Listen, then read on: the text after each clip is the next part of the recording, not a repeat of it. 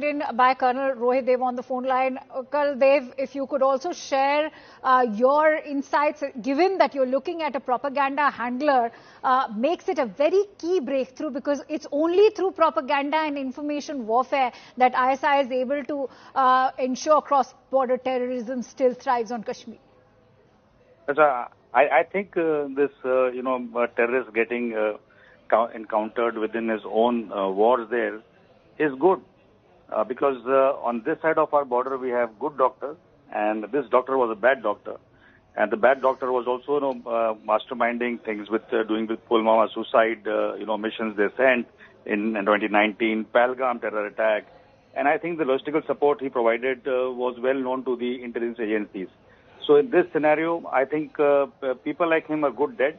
Who kills them is not the issue, but these people are a pain not only for India, but these are also the pain who are galvanizing the youth in Pakistan, misleading them, bringing up issues against India, Kashmir, radicalizing them, getting a lot of funds from a lot of illicit sources across the world to wage such wars and masterminding this brainwash sort of industry.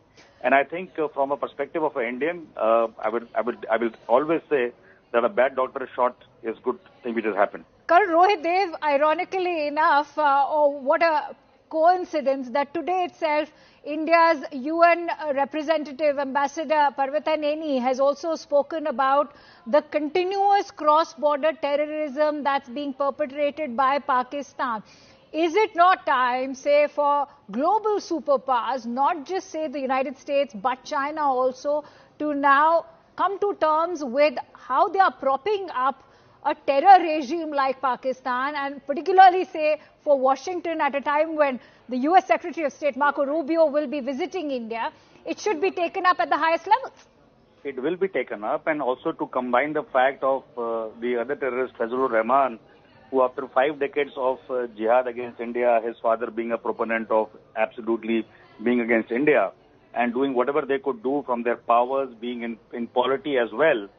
He's also now, crying against the Pakistani state and bringing to fore how the Awam of Pakistan is being misled by a Munir and a Sharif there, and how things are so utterly wrong in that country.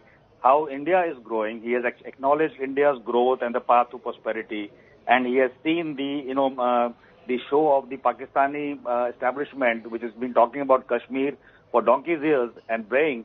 It is not fructified to anything good, but only brought harm, isolation, lack of fund, lack of growth, lack of prosperity in Pakistan. So I think all this put together, and dossier we don't have to give too much of weightage, because ample we have provided to the world, especially the United States of America. When late Sushma Swaraj was here, and they used to get a lot of funding from IMF and others to build infrastructure and geographical structures, and which they actually used for their defensive systems against the Indian army and the kind of war plans they had.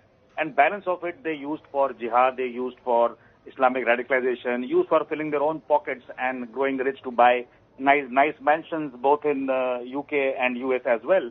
So I think those days, as far as India is concerned, are over and numbered. Okay. The only thing is, if Marco Rubio sees the light, he's able to go talk to the President of the United States, who is seemingly swayed from his previous tenure as the 45th, where he actually called out Pakistan, to now where he's seeing some kind of bitcoins and some mystery minerals which don't belong to Pakistan, they actually belong to Balochistan.